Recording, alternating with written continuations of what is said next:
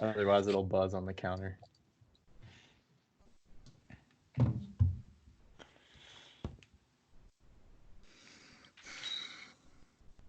Yay. Okay. Hi. Hello. All right, we're live. Hi. We're live. How's it going? Good. Amanda, how are you? I'm doing well. After Are you all of sure? our technical difficulties here, we're Yeah. going. We're rolling. We made it. It was a All right. journey, but we made it. So I guess to get a little intro here to who you are and what you're about, I guess we'll try and keep this. There's a lot of interview podcasts out there, and they kind of go into like long 15-minute things about you and stuff. We'll try and keep it a little shorter and sweet until we get into the nitty-gritty stuff. So kind of like, what's your name, where are you from, and how are you known on the Instagram worlds or the interwebs and all that good stuff. What makes you famous? Well, my name is Amanda Schwartz. I live in North Hero, Vermont, which is about 45 minutes north of our main city. So no one's ever really heard of it. What's your main city? Burlington? Or is it? Okay. It would be Burlington. That's like our big city. There's like 10,000 people in it. So, Nice. And on Instagram, I am Doghouse Pottery. Cool. How long have you been working in clay? Probably about 3 years officially. Nice. Since I've been like selling things. Yeah. You know what's funny? I always know you as Doghouse Pottery, which I'm sure people on like Instagram know you from your @ name and not your real name, because I don't think I remember seeing your actual name in Instagram anywhere. So I had to like find it at some point, because I like to like say like, hey Amanda, or like thanks or whatever, and I could not find it for the life of me. So it like it's so hard sometimes when people don't have that in there. Yeah, I realized that like a few months ago when someone who I had been like interacting with on Instagram for like a couple years was like, oh, your name is Amanda? I was like, yeah, it's not Doghouse. I have a friend whose Instagram name is Whiskey Jack, and people always come up to her and is like, oh, is your name Whiskey or Jack? It's like, oh my, it's so bad. But is that just like a fun name, or is it like branding for a business or something? It's a bird. And it's a business, yeah. Whiskey Jack Design. Go look it up. I like that. That's cute. Oh, cool. So, do you work in clay full time or part time? I work in clay part time. Very Cool. part time. Yeah. Very part time. What do you do full time? For my full time job, I do digital advertising for real estate agencies. That sounds exciting. Digital advertising. Cool. Yeah. So is it a lot of social media and stuff like that, or is it like campaigns through like sales and like putting together campaigns for like the internet and stuff like that? Like on sidebars of websites and stuff like that? Yeah, so we do a lot of like mostly SEO work and also Google Ads. So I'll manage like paid search and display campaigns. Not a whole lot of social, but it's like interesting to see just how much crossover there is. Like I can kind of help my clients kind of like beyond what we would generally do, just because I have so much experience just like being on like Facebook and Instagram as a business. Yeah. Huh. Are there a lot of like younger generation folks that work with you, or are you kind of like the young voice? Most of the folks on my team are relatively young.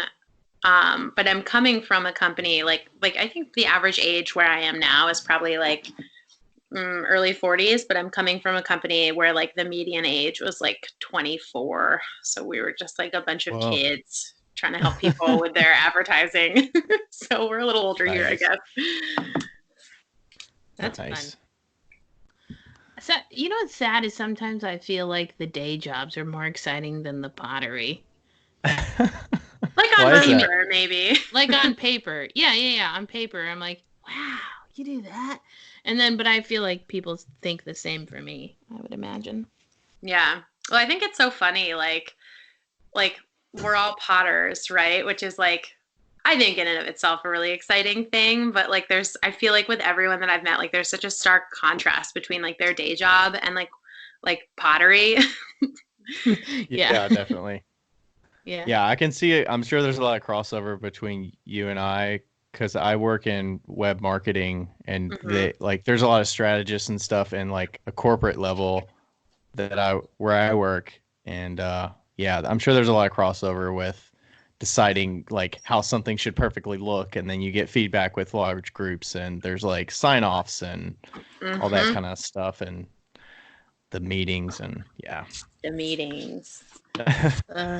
Becca, you would love all that. It sounds good on paper, but like the daily day-to-day stuff, you'd probably be like, get me back to the pottery wheel. I probably wouldn't.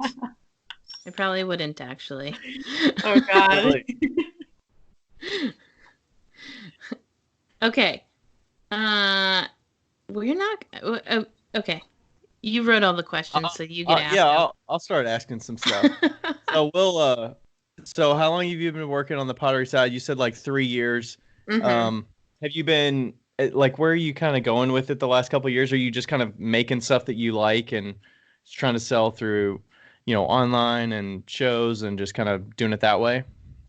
Yeah, so like initially when I started, I wanted to get rich selling pots. That was like I was Huh, like it can happen. Like yeah, I can it do can't. this.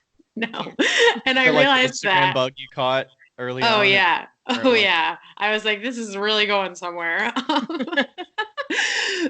But so like what I tried to do like really early on was like establish like really like set lines of stuff before I even like really got good at making pots. It was kind of just like a fast moving train headed towards a brick wall. Like it just didn't work out yeah. that way.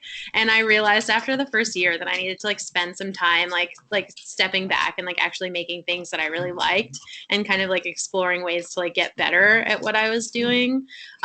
So I would say for the last like year and a half, maybe even 2 years, I've like significantly kind of stepped back from like the path that I had initially like envisioned, Yeah. mainly being getting really rich making pots.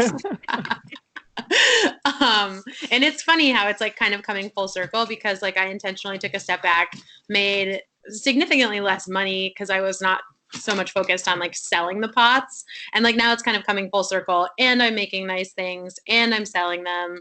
And like, I hope to like for the next couple years maintain a full-time job and also like make a decent amount of supplemental income selling pots like online and wholesale and at markets. Nice. Where were you kind of learning making? Were you just learning on your own and you got a pottery wheel, or do you take like a couple classes and kind of started that way? So I took a couple of lessons with a family friend. I grew up doing the farmer's market with my parents, and our neighbor for like 20 something years at the market was a potter. And so one year I was in college and I was like, I'm kind of drinking a lot. Like I should probably stop. I should probably do something else. And Save you so some money, or yeah, maybe you'll right. spend a lot more money in Just pottery. like But save my brain cells and keep me out of bars. I don't know. So I got a couple of lessons with this guy who I had known for, pretty much my entire life. Hi, Harold. If it makes it on the Hi, podcast. Harold. Hey, Harold. um, but yeah, so I took a couple lessons with him, and then I found a wheel for like $80 on Craigslist. that's a great Um, price, even if it doesn't work. yeah, $80, like yeah, for real. Well, no, it wasn't even Craigslist. So I was a personal trainer, and one of my clients' moms had this wheel, and she just like wanted to get rid of it. So it was like $80. So I went and yeah, picked it she up. didn't know what she had. Right, right. Or And she did so and she didn't care. yeah, Yeah, either one. she's It's like probably happy to give it to somebody that would appreciate it. yeah, I feel like it's like selling a couch. Like if you have no use for it, you're like just take it. $50, take it. Right. That's true. Good dollar um, dust.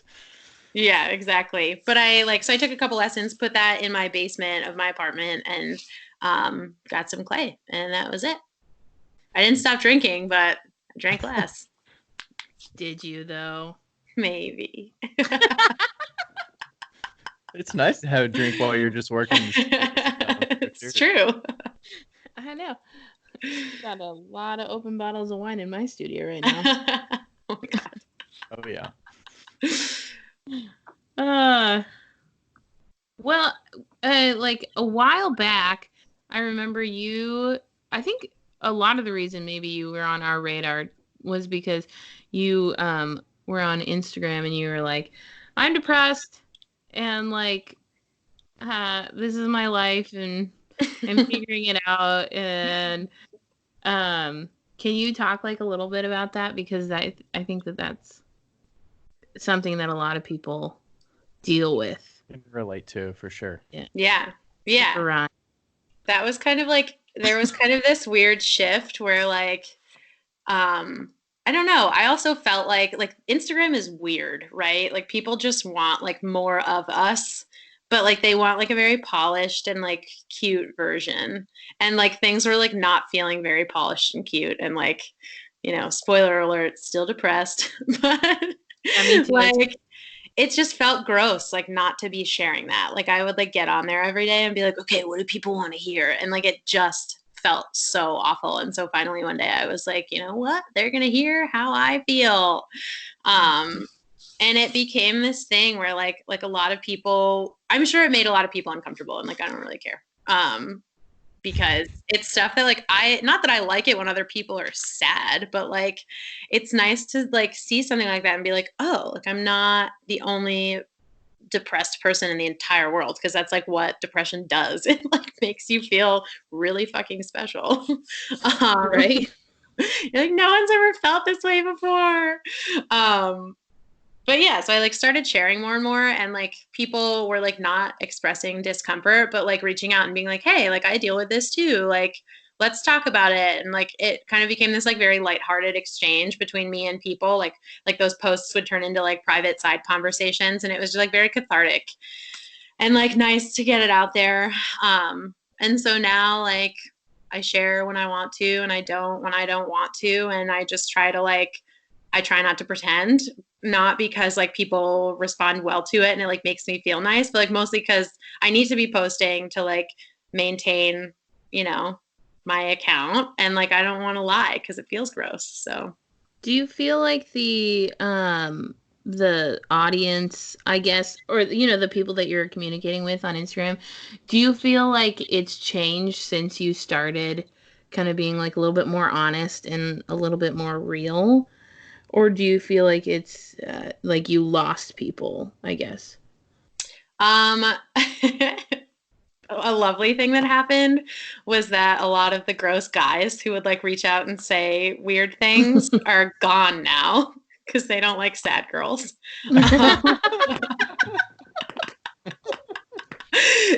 So that was really lovely for me because I yell at people like a lot less now. That's like one of my favorite things in the entire world. Like I love it honestly when guys like reach out and say weird things, because I just like go off on them. It's like the best therapy in the entire world. Is this a DM thing, or is this like people reply on posts, or they reply to stories and like looking good today, beautiful, or whatever? Or usually it's like a mix of all of them. Like I can, and like this, I'm sure this happens to like every like woman who exists on the internet, and it totally happens to guys too. Not me, but I probably started out wait like you for it. Yeah. I definitely like there was a time when I like tolerated it way too much, and now I like recognize the behavior before it really escalates, and I'm like, you're gonna be a problem. You're gonna be a problem. Because when you get a DM that says like hey or something, usually it starts in the comments. You're like, all right, who's this guy? Like, look at the grid, see what kind of personality you can glean from that, and then like see what you perceive is going to be, and then kind of go from there. So you're like, let's shut it down with like one reply if they were to say something. Yeah, exactly. I'll usually go to I'm probably going to lose like 200 followers if people actually listen to this, because a lot of them are still there. But usually I go to their profiles, or they and know it's they like get under your skin and they'll just stick around. Maybe. Oh my God. No, they'll get yelled at. They'll get just embarrassed. I was talking to my boyfriend the other day, and I was like, I really feel like I should have like a story highlight called like men behaving badly, and just like post screenshots of me yelling at guys on the internet. I have no like I have no I can't visualize into that world because I have no idea what that is because I'm like married and stuff. So I have no idea what that Yeah, is like, it's the because back you and don't forth. behave badly. So Because Ryan's a decent human being. that would be Yeah. that'd be interesting. I So forget what the original question was. I feel like I went way had off. kind I of don't a even know, follow-up but I'm question. glad we got there. I had kind of a follow-up question. So you're talking about being polished and the kind of like putting on a face or something. Did you feel like you were limited and you had to kind of filter yourself? Was it with like the posts you were saying and like the captions that you were putting up, or was it whether you post stories or not because you don't want people to see you in that light, or was it all of that? Was it just not getting on Instagram? So yeah, like so when like the first like year that I was on Instagram, I would try to like keep my feed really curated. And it's so funny to say that now because I look back and I'm like, this looks like garbage. But I would like have like a content schedule in my mind. Like and try to stick to that and like keep things very like educational or like, you know, be really positive and upbeat because I thought that's what people really loved. And then I got tired of that and I like stopped posting regularly. I stopped doing stories and like there was like a dollar amount associated with that like stopping of activities. Like sales went down significantly and I was like, okay, like this is a pretty significant platform for me as I'm like trying to grow this tiny little business and like I need to figure out a way to like make the things work. So I like recognize that there's like a visual component to Instagram. Like people want to see pretty things and like for a lot of people that's enough, I think. Like they can scroll through and see nice things and then I can just say like weird shit in the caption. Like post a nice photo and be like I'm very sad today. And it like pleases like both camps of people, you know? Like I can keep posting. People who want to read that stuff can read that stuff, and people who just want to see like nice photos of pots can like look at that, you know? Right. I'm Yeah, it's scrolling definitely a back in your balance, feed right? to see if it was really crappy or not. It was. It just was. Mine for sure is. Now I'm gonna do it too. So it's sometimes like when you, because as someone who doesn't like suffer from depression or like know much about that, I'm kind of coming in blind. Like I'm it's harder to relate to some of that and trying to figure out is some of those feelings of, is it like wanting to isolate yourself from the app completely so that seeing other people can like negatively affect your mood, or is it feeling like you have to show up on Instagram because like you said it's hurting your dollar amount because you're not showing up? Does that kind of factor into it for someone who doesn't kind of relate to that as much? Yeah. And Becca, maybe you can weigh in on this too. But like for me, I just like feel really over it sometimes. And like I'll go through periods of time. Like obviously there's like a comparative element to Instagram where like I'll pop on there and I'll be like, so and so is making way more stuff than I am, or like so and so is making way more money than I am. And like I don't even know what I'm basing that on ever. But like, you know, and I'll just like I will literally scroll through and I don't think I ever mean this really, but I'll scroll through and I'll be like, I hate all of you. Like, just, I hate all of you. And in those times, I just like really have to like force myself to like close the app and like not go on it and like not post anything because I just feel like I'm just like comparing and I feel like bummed that I can't like be that all the time. And then I remind myself that it's not real, any of it, really. I delete the people that I delete them. I have found all the people that that I'll like look at their stuff and I'm like, screw you. Like their stuff is too good and you're like, I can never keep up. Let's get or that their out of my stuff life is right now. shitty but they're famous. That's what I've deleted all of those people. 100% of them. Yeah. If I ever have like a negative feeling about someone or like especially consistently, if like I'm always looking at someone's stuff, like either I think I'm a pretty nice person, but you know, sometimes you like look at someone's stuff just to like be angry or like, you know, I have deleted those people. And a lot of them are the people who I'm like, you literally have 80,000 followers and now I'm going to sound really jerky, but like it takes you like 5 pulls to throw a single mug. Like what are you doing? Right. How is this happening? I feel the same way. Yeah. Here we are. We're the bad people. Well, you can be the good person, Ryan, today, but we're the bitches.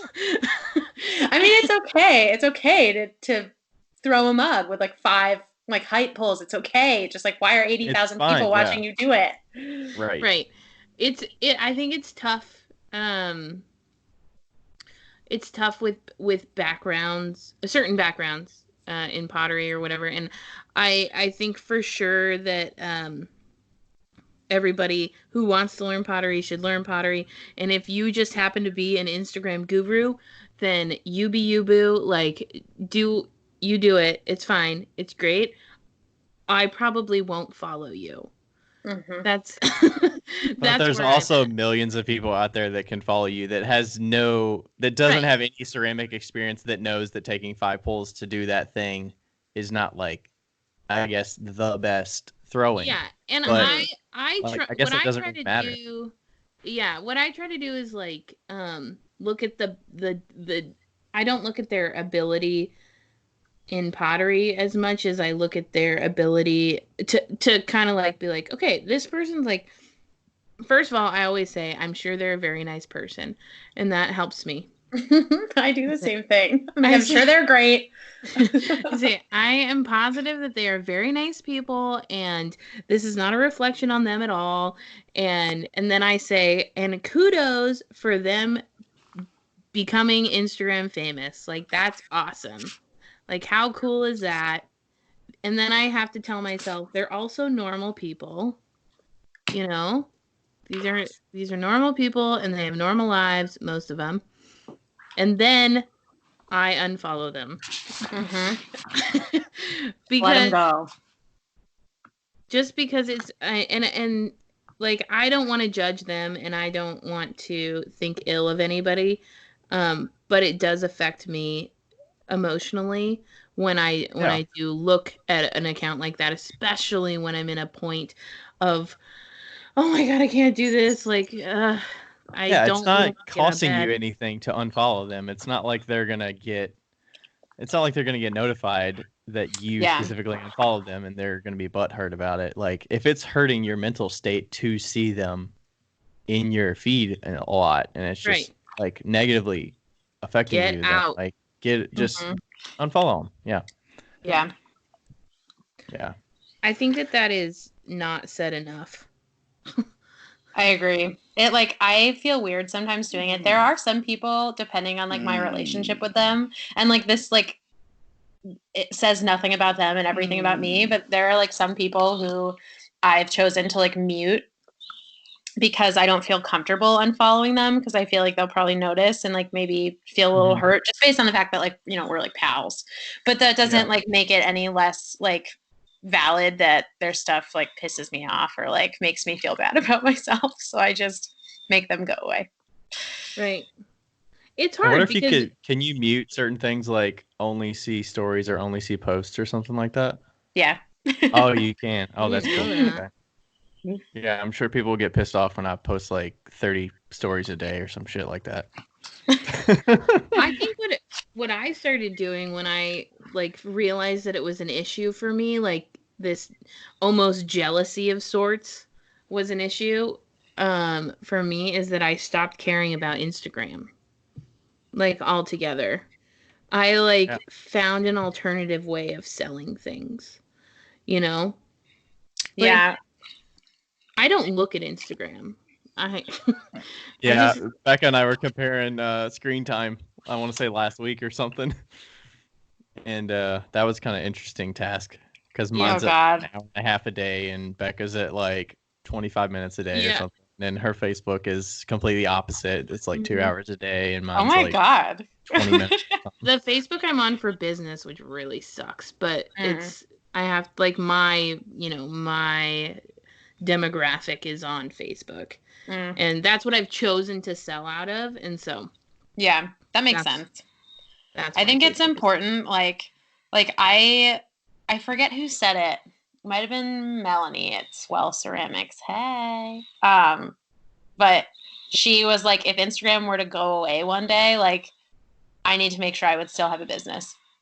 Right. And for me, like someone who's just doing this part-time, like that's, I don't want to say it's less important. Like if Instagram were to go away and I didn't have a business, I would still have an income. And that's just like the truth. Like I'd be okay. I just probably wouldn't be able to go out to eat as much, you know? Right. But it's something I do think about, like creating like a customer base, like off of Instagram. And I think to a certain extent I've done that, but like it's something that I'm like not actively, like I don't feel like it's an emergency for me just based on my situation, but it's something that like is kind of in the back of my mind all the time. Like I need to make sure that if this went away, like I wouldn't need to like sell all my stuff and like cut my losses because that would be so silly. Right. Right. Yeah, it's a good thing and a bad thing, right? Too many eggs in one basket. It's like, yikes. Yeah.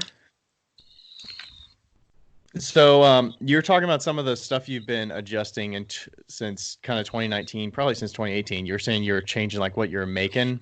Was that based on mostly just like reassessing how the year went and like where you sold the most and what types of work sold that you enjoyed making the most, and you're kind of shifting that and what you're making? It had nothing to do with data. And everything to do with the fact that I like kind of hated what I was making. Not that I think it was bad and not that I'm like embarrassed to have had people buy it, but I realized that I was just like so sick of making that stuff and it just like really like wasn't exciting to me anymore. And like that's what this needs to be. Like it's a business. I need to make money. I need to cover my costs and pay my bills, whatever. But like it needs to like make me feel good and be exciting. And like I like when I decided really to like change the stuff that I was making and like stop really caring about like what had sold in the past, like I thought back to this conversation I had with Harold where like I like pulled my first mug out of the kiln and like I was like flipping out. Like it sucked. It was awful, but like I felt like I had just found like the golden egg, you know? And I was like, do you feel this way every time you make something? And he was like, no. Like he was like, I make a lot of things. I don't feel this way every time I make something. And I was like, well, how sad. That's sad for you. Yeah, I was like appalled. I was like, and then like I remember one time I like made these bowls and I was so proud of them. And again, they sucked. And I like didn't cover them. And I came back a week later and I brought one up to him and I was like, okay, what do I do now? Like, how do I trim it? And he was like, you throw it away. And I was like, nice. You throw it away. I was like, you don't even care. Like, you don't know what it feels like to be this proud of something. And I like if think you didn't back, forget about it, yeah. It's like you didn't like it enough, you forgot about it. But I like think back to that. I like want to feel excited about the things that I'm making. Like, no offense to Harold. Hi. I never want to get to a point where I'm like, no, I just don't feel excited about it, you know? Like, so that was kind of the point that I got to. I was like pulling stuff out of the kiln and I was like, it'll sell. And like that felt what's gross. Like an example of a form? Is it like the agate ware stuff or is it?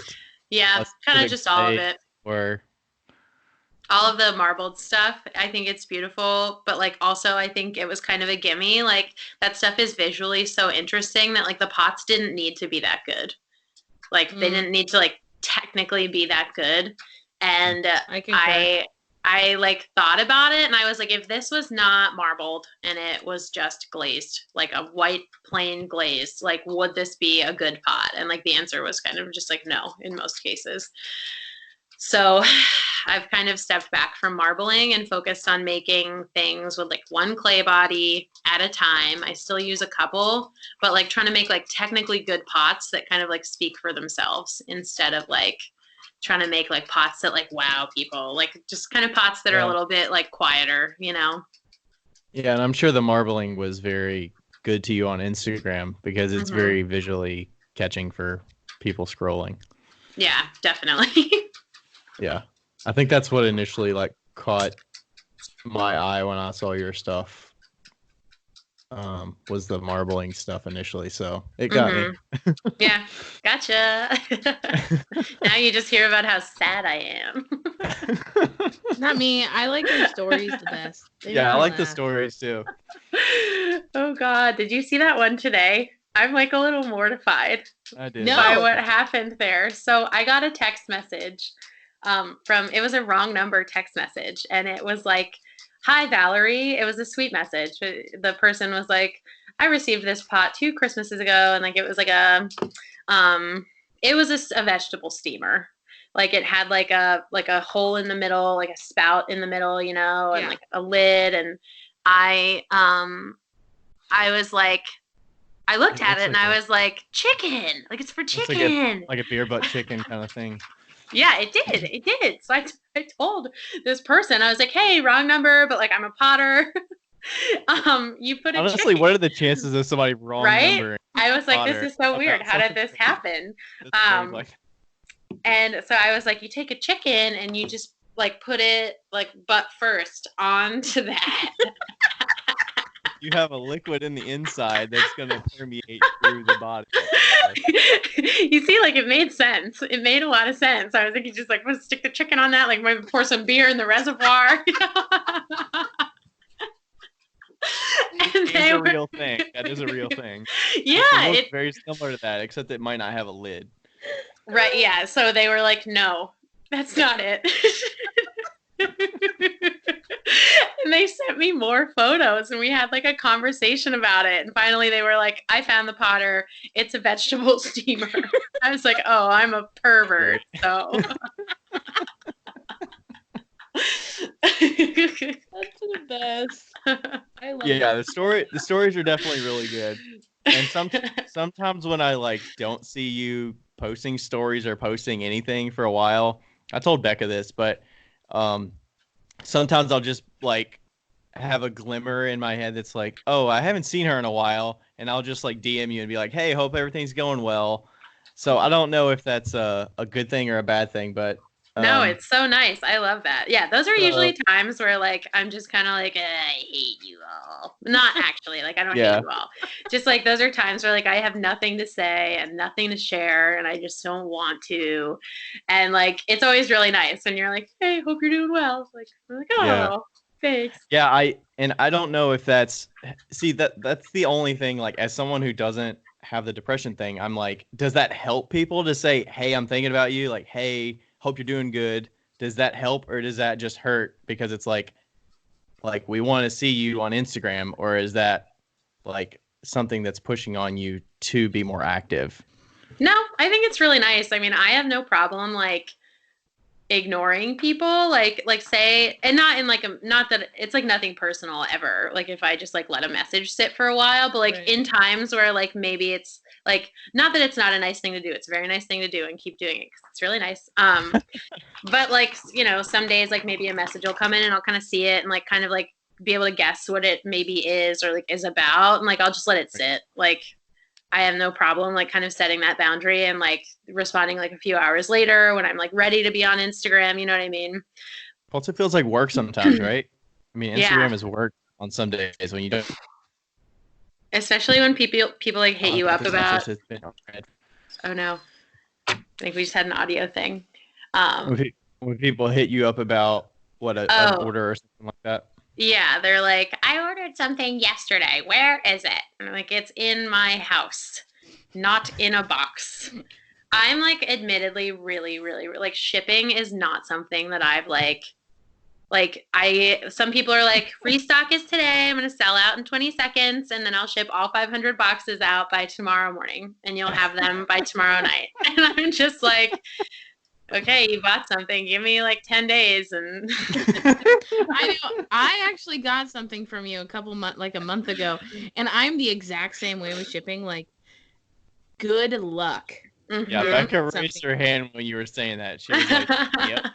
That's yeah, and I'm like, good luck getting it in 3 weeks. Like, I did a giveaway 4 months ago, and I just shipped it out this last week. That was just a fake, so I totally forgot about it. Oh God! Oh no! They had to remind you, right? Yeah, they had to remind me. Oh my God, anyway, that's happened to me. Yeah, and so, but I was like, has that sent? Like, did it like a couple weeks went by, and I was like, did I actually order something? Like, what happened? Because I have a terrible memory. And then I texted you, and I was like, did you send it? And I was like, oh, fuck. But I got the next day. They look great, by the way. I dropped one and it didn't even break. Oh, okay. So my house is like, the house is 2 stories, and I have like the upstairs is a loft, and it has like a catwalk. So like it's just like a plank, and like open space. So like I was in bed one night, and one of my worst fears is that Huck is just gonna like stumble off and die. And he was like, because there's like no railing, it's really dangerous. And he was up there, and I heard something like fall and crash. And I was like, hey, he's dead. So I like jumped out of bed. He was fine. And then the next morning I went downstairs, and it was like a vase that I had up there, like on a table. He like pushed it off of the table. It fell like an entire like story. And It was fine. It was just like on the ground, totally fine. And I was like, you have carpet or hardwood? Hardwood. I was like, that's a good pot. Impressive. That is impressive. I know. I think the cats knocked mine over. And I was like, that's some pretty damn good pot right there. Down for that. Some good pot.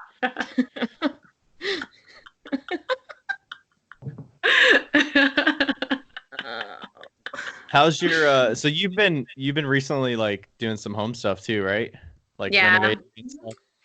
Yeah, I was my most recent project was to build like some privacy walls in the upstairs loft, because it's like a little weird, like there's like a rope railing, but like I can see like my bed from the kitchen and vice versa. And so I just like needed some privacy. Like if I ever have guests or whatever, like I would hate to like wake up and just have someone like looking up at me from the kitchen.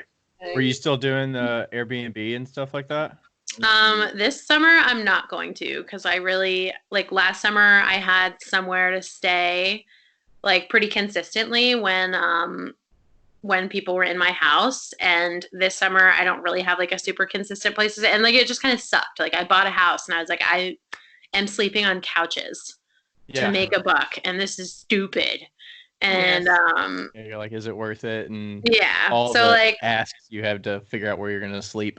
Oh my god, yeah. And like people, I love people. I do. It was like actually really fun for me to like, I think it like was kind of similar to like making pots, like kind of curating an experience. Like if you make a set of tableware, you're kind of like curating that like dining experience for someone. And like being able to like set up the house and like put like art and like handmade pottery all around the house, like that was really fun for me. And like down the line I would love to do that, and like to do that with that property, but like people kind of suck. Like someone hit me up and they were like, it's really hot and it smells like a farm. And I was like, well, the house, so I don't know what to do for you. Like, it's hot. I can't change the weather. Like people would like hit me up with things like that, and I was just like, yeah, I can't make you happy. Yeah, it's like I don't know what that experience would be like, because I know how I am as an Airbnb guest, but I don't know how other people are as Airbnb guests. So yeah, people are weird. Have no idea. People do weird things in people's houses. So wait, were you Airbnb-ing your house that you're in right now? Yeah. But that still has the pottery studio on the basement? No, so there's like technically 3 bedrooms, and the studio is in like the smallest one. Okay. And I would like ask people not to go in there, but people definitely went in there. And I didn't have like a lock on the door. Yeah, like if I were to do it again, I would need to do that. If I were to do it again in a perfect world, I would have a studio in Burlington, which is where I work like full time, so that I could just like go to the studio like a couple minutes after work and like be there, Yeah, skip traffic, and well, not that there is traffic, but yeah. And so there would be a separation, like the studio's in my house, and so like, and then like, could you stay at the studio potentially? Is that habitable to like sleep there? That would be my hope. That's probably not the best, but just sleep and breathe in silica. Yeah, silicosis. For life. Oh God, I'm so scared of that. I'm like, and I know I'm scared of it, and like I don't do anything about it. My studio's a mess. Me I haven't too. mopped in like months, and I'm just like, I'm healthy and young. I'm fine. I'm fine. I don't know if I've actually totally said this, but like for 3 years, I had a studio in my basement, and I would like sand pottery, like sand. pottery in the basement. Like, I specifically remember trying to like vacuum up all the dust. Like, I would come out of the basement with dust in my nose, just like Oh my God. just like caked in my nose. And this is like before I even knew what silicosis was. And then I found out. Just like And I dry was like, clay boogers, and you're just like, Oh God. I'm the dying. actual F. Like, what have I done? Yeah. Right? Like, I'm gonna die.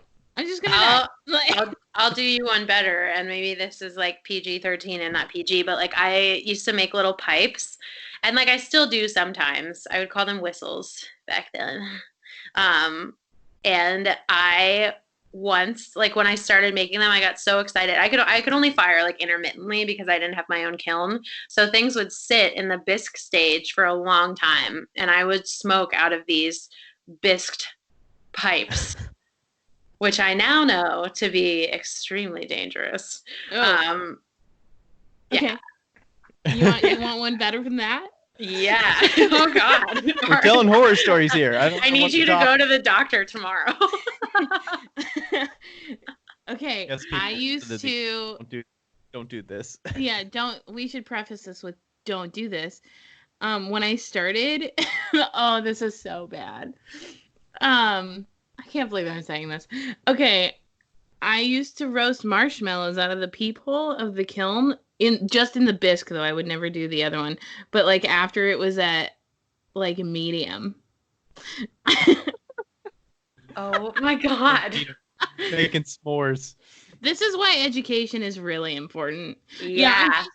I'm basically gonna die, but it's fine because. Oh my God. Yeah. Know your materials. Know what's That's the in thing. them. If you're self-taught, like, where do you learn this stuff? If you're self-taught and you're like, oh, I know how to throw, and I know how like the general things of kilns work, but you don't know about ventilation or like the habits of not getting dust everywhere. And my friends, it's so important to know that stuff. And like when you're taught by certain people that kind of like let you just go, there's nothing that is keeping you from knowing those, like, I don't know. There's nothing that's like saying, oh, hey, here's a handbook that says silica is bad. Like, and silicosis is a thing. Like, I have no idea how that never even came up in college. It never came up. It like probably minorly came up when I was learning, but like nobody made a big deal about it. It's probably one of those things where you're in classes and about 2 of the people in that class is going to do clay past college. Right. And like the amount of knowledge you're going to like give them that's actually going to benefit the greater class is like, it'll just go right over their head. But I mean, it's still important to know that stuff. Yeah.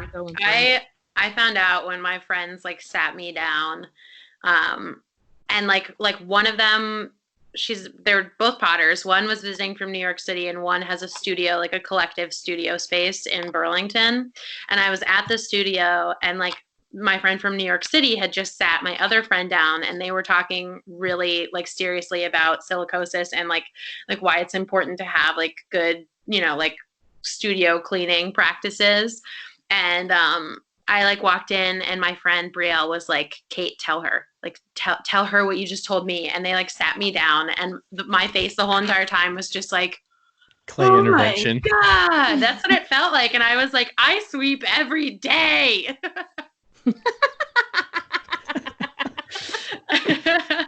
We shouldn't be laughing about this, but seriously, it's ridiculous. I mean, it's not funny, but it's funny how little people know about it, I guess. Yeah. It's so obvious now, like, no, you're going to die. But like people probably go years and years without knowing these things. Yeah. And like, not that I practice them, but I know better. I don't do better, but yeah, I went 7 years without knowing. 7 years. That's wild. Man.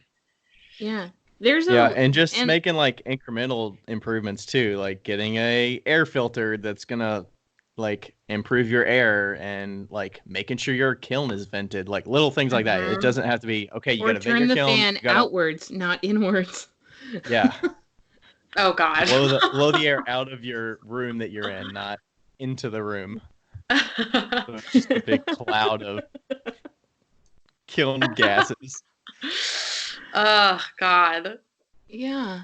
I was reading a couple days ago that some lady like dropped a bag of chemicals, like, just glaze chemicals, like, I don't know, it's probably silica or something like that. And then she got a collapsed lung from it. Oh my God. Yeah.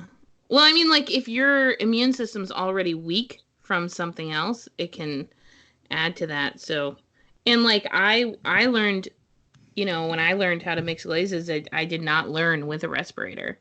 There was no respirator involved, So Yeah. now we use a respirator. Definitely. But, Yeah. yeah. We know better now. We do. I have a separate non-clay safety question. Mm-hmm. So you do some wholesale and whatnot, and I saw you said there were some changes and stuff coming this year with wholesale, or maybe you're making some adjustments with who you work with, or Oh, it was the same city, same demographic, selling in the same city. Mm-hmm. Yeah. Yeah. So I had run into like it was like, I had this like, these store owners are awesome people and like really amazing business women, but like I had started selling to this store in Burlington, and like I really thought my stuff was like real good, but like it looked like everyone else's stuff, and because I had just started, and like I was really inspired by all of these other people, and not that I was intentionally trying to copy them, but it was just like very on trend, like the color scheme, the glaze, whatever. And she was like, I wanted to like wholesale with this woman so badly. And she was like, we were walking around the store. She was like, so your stuff kind of looks like a lot of this stuff, but I like you. And I was like, you're tough. I like you. Yes. So you were already selling there, or you were not selling there yet? No, not yet. And so like after that, I had started selling my stuff there, and I was like, oh my God, what an honor. And it was really cool. But then I started selling to this other woman in town, and I was like, holy shit, like I'm really making it right now. Like this is great. And yeah, I was like, oh yeah. And I really upset that first woman. Like I think it was a mixture of me upsetting her and also the other business owner, because it seemed like there was a lot of crossover in the product lines that they were carrying. But I kind of got like put in the middle of that, where like she expressed her upset to me and ultimately like stopped ordering my stuff. What's the proximity here? Is it like a 5-mile difference between them? Is it? Well, it's about a 3-minute walk. Oh, it's like on the same main street. It was real close. And like since then, I've had a few like about like the possibility of selling to them. Like the question will be, okay, like who else in this town do you sell to?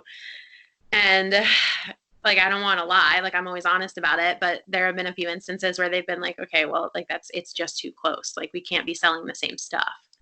Right. Yeah. I didn't know about that. What is it called? Zip code? What is it? Zip code exclusivity. Zip code exclusivity.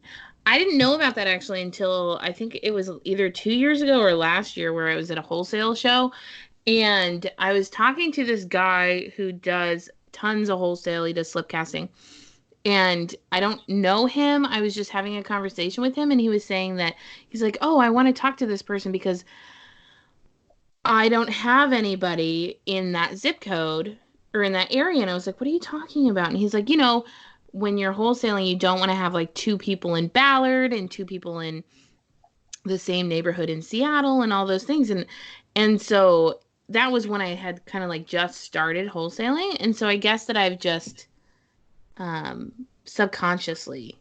Is that as a wholesale purchaser, you don't want 2 of the same artist in that zip code, or 2 mediums of the same thing, like 2 potters in the same zip code? No, like Amanda wouldn't, like what she's doing. Like you wouldn't want to sell Amanda's stuff in one store and then 3 blocks over sell her stuff in that You're just other saying store. as from Amanda's point of view, you don't want to be too close. Yeah. I think the ones that I had, like, I was pretty, the only issue, because Cincinnati's like really huge, so I have stuff in like 5 different ones, Like they're within maybe 5 or 7 minutes, depending on what it is, but they have different work in each one. Like Yeah. the glazing is different in this shop versus that shop.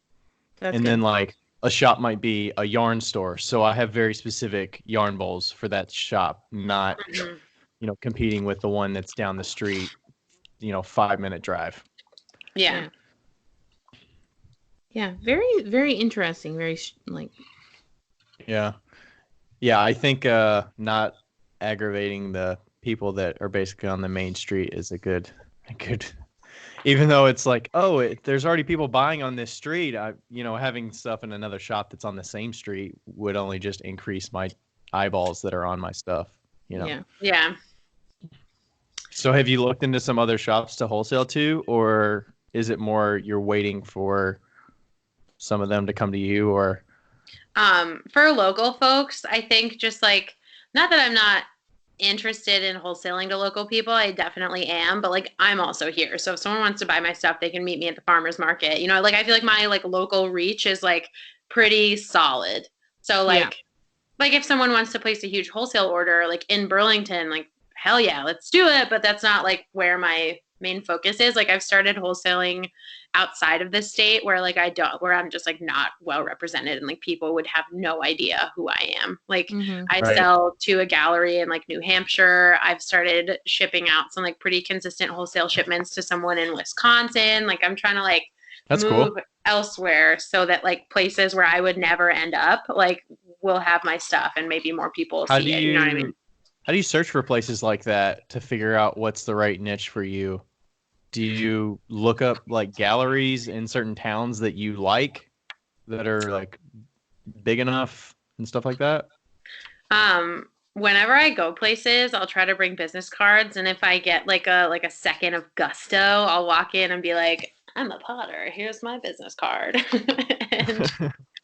and like sometimes they call me, and sometimes they're like, "Oh, sick, bye," and that's fine. But like sometimes they call, and that's what like this particular gallery in New Hampshire ended up doing. Like a couple months later, they were like, "Hey, like found your business card, like your stuff. What's up?" And then other times people come to me. Like this woman in Wisconsin, I met her at a show that I was doing, and she was like, "Do you wholesale?" And like she kind of came to me. Okay. Yeah. So it's kind of like I was like, you don't just stumble across a place in Wisconsin. No. from Vermont. No, certainly not. Yeah. Is it all wholesale, or do you do any consignment or anything like that? I tend not to do consignment because I'm poor and I like money up front. You can't wait for the pot to sell and then get that check. Yeah. And it's like like having like multiple other things going on, like I don't have the time and I'm not organized enough to like track that stock and the money that I've gotten from it. Like I would rather not have it trickle in. I would rather get the check up front and like that's it, like I see like time. Yeah, for sure. Like I see the value in consignment. I just need cash at all times. Yeah. So. I think I ran into an issue where I had so much finished work on shelves and I was like, okay, what are the ways to get this off a shelf? I have to add another 3 or 4 shows, or I can deliver like 30 pieces to a shop and do it on consignment so that I have a little brick and mortar of myself in this part of town. And that's kind of the way I approached it. It is kind of a task to like keep up with the consistency and like check off that I sold 3 things this month when they come in. Yeah. Yeah. I mean, checks for like $50 or like $17. Like you don't know when it's going to come in and like what it's going to be, but and it takes forever for that to like catch on and like actually get to a point where you can make a good amount of money. So Becca, you like doing wholesale, right? Yeah, I don't consign. Fuck that. You're like, ain't nobody got time for that. Ain't nobody got time for that. Yeah, no, I like to wholesale. And you know what's funny is that I spent like all this money a couple years ago on a brochure, like a pamphlet, like a book, a legit book. I like designed it. It looked rad. And what's funny is that all of the people at the printing company were like, "We love this book so much." And my roommate a couple years ago ended up walking downtown in northern California in the redwoods, and he just like dropped the book off, and I have one of my most consistent wholesale clients from him just dropping this book off At a random and shop. in a random shop. Dang. And she like called me and was like, "Hey, I really love your stuff. Like, can we like do this?" And I was like, Nice. That That was sounds worth it. awesome. "Thank I'm you sure for that book paying for wasn't the cheap. pamphlet." Yeah. That's the best when that happens. Like, okay, costs covered. Yeah, I Yeah, feel nice. like paper products are way underrated, honestly. Mhm. I would agree. Yeah, like print is coming back. I was just talking to somebody about that, but I think print is coming back because it's more like getting that like awesome little thing in the mail, you know? Yeah. But having like an actual thing for people to look at and be like, wow, this is what their products look like and this is the price instead of a business card.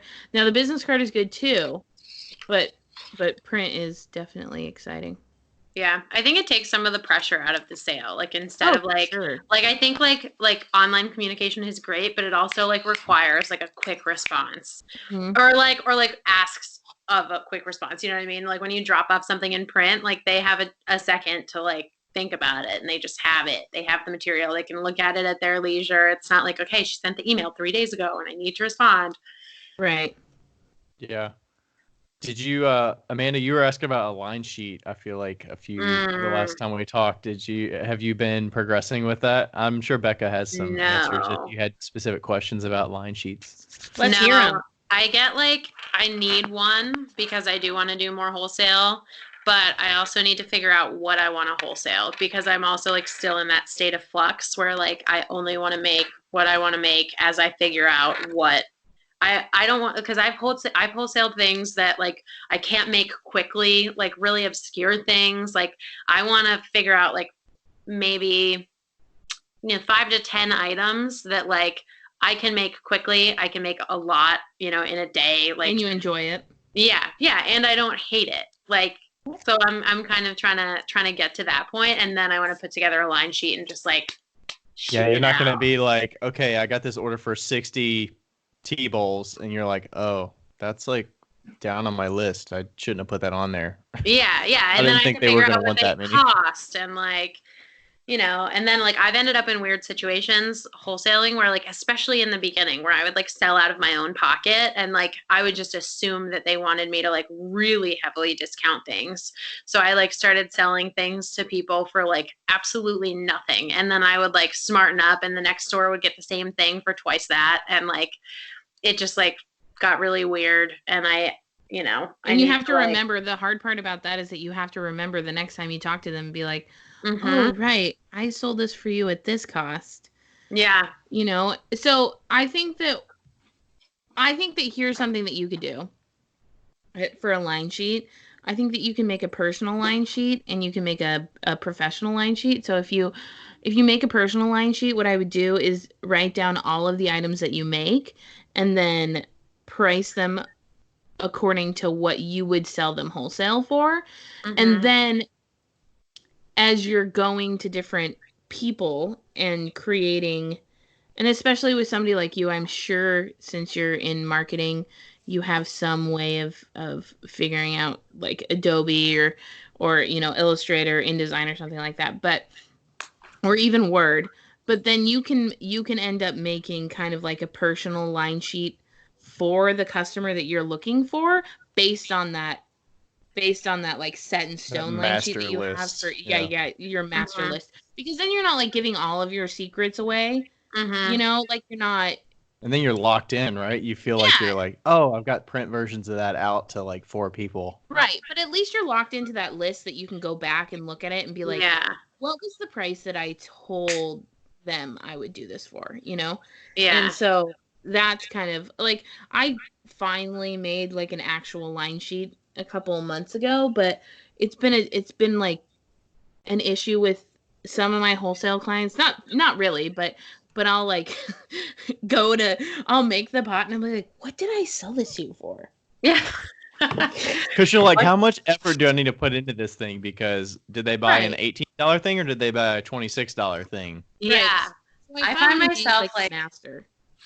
That's a good idea. I find myself getting resentful. Like I still have wholesale clients who like I sell things to for so freaking dirt cheap, and I just like feel really resentful every time I have to make them. And that's like my own fault. Like they're still great clients, but like me, I made the mistake really early on of like undervaluing my stuff, you know? I think Price that is going to go up maybe, over time, right? I mean, can you have yeah, a I think conversation that this with is them? one of those situations where you need to be honest to a point with your clients, but also I think you can look this up and like find an email for this, kind of just saying like, hey, just so you know, as my business has progressed, my price, like, you know, my expenses have progressed and all these things. So this is now my current updated line sheet. Like this will be the price from now on. Let me know if you have any questions. Like don't say, hey, I'm updating your specific price. Be like, this is the price across the board now. Like I can't, you know, just to keep everything in place, I cannot cater to every single customer I have, but this, like, we're set, right? Like this is what we're doing. Yeah. And you of course have to like approach it with finesse and be respectful of your clients, but there's no reason why you shouldn't be charging what you want to be charging. Yeah, I agree. It'd be better to drop those clients than to be pissed while you're making them. And I completely understand what you're saying, by the way. I am so pissed. Because you feel like there's a, when I'm like making like, things, I'm oh, I'm making this for like, why less did I than I charge would this make cost? to somebody else. You know? Why did I do this? Yeah. Plus, like, if we're thinking realistically for supply and demand, you don't have any extra time that you've had 3 years ago. I mean, you're getting more efficient at making stuff, so you might be shaving off time, but your demand is going up the more customers you have, so your price has to go up, or else you're just going to kill yourself to meet this price that you've promised. So I think they would understand that, hey, my business is growing, and their quality of pieces are probably increasing and getting way better anyways. Definitely. Since you started giving them. So right, the price is legitimized there too. Yeah, I would agree. I just need to grow a backbone and like have those like crucial conversations. Yeah. And what I've stopped doing also is telling my wholesalers what price I want them to sell the piece at, and instead saying, this is my price. I don't care what you sell it at. And so that's something that's new.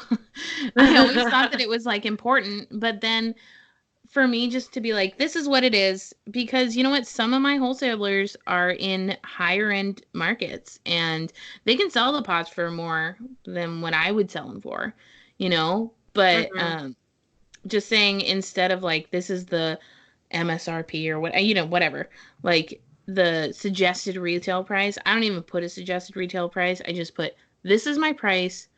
That is it. You know? Yeah. And then let them do what they want. If they do have it more than your retail, then that's fine. That's good, because also if people are patient and willing to like order online or like order like through you, just like DM you, like, you know, they could always just go through you if they're like, that price is high, I'm gonna look her up. So like, right.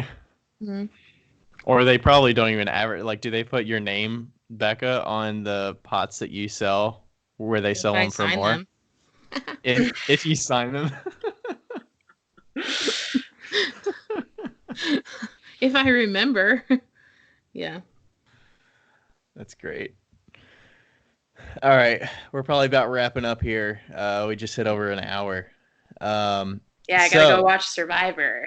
What are they on, season 52 of that thing or something? Season 100. No, it's season 40. Oh my gosh, I wasn't far off. That's okay. Tonight's my bachelor night with my friends. Ooh. But I don't think I'm gonna go, but they always watch The Bachelor. Nice.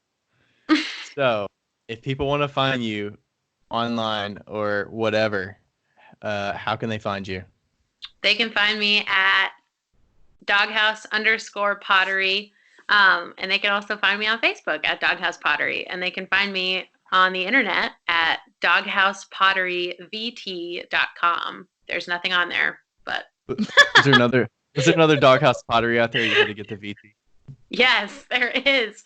I get emails from their prospective clients all the time, and I feel so bad. You But take it. You'd say like, I'm not that person, but here's my line sheet. but I can make you a chicken cooker. Wait, what? There's another Doghouse Pottery. I was asking why she got the There Doghouse is? Pottery VT. Yeah. I messed up. I did something mean, but I was like already so deep in it. I was like, there's going to be two of us, and I'm sorry. I don't think he's like actively selling. That was like my main like if he had had like a website and like a really established like it seems like he's just like not doing much. You know what I mean? So I was kind of like, See, here's another lesson. Always do your research before you choose your name. Yeah, for real. Yep. Always. All right, Amanda. So thanks so much for meeting with us, and we appreciate it. Yeah, thanks so much for having me. Thanks. Bye.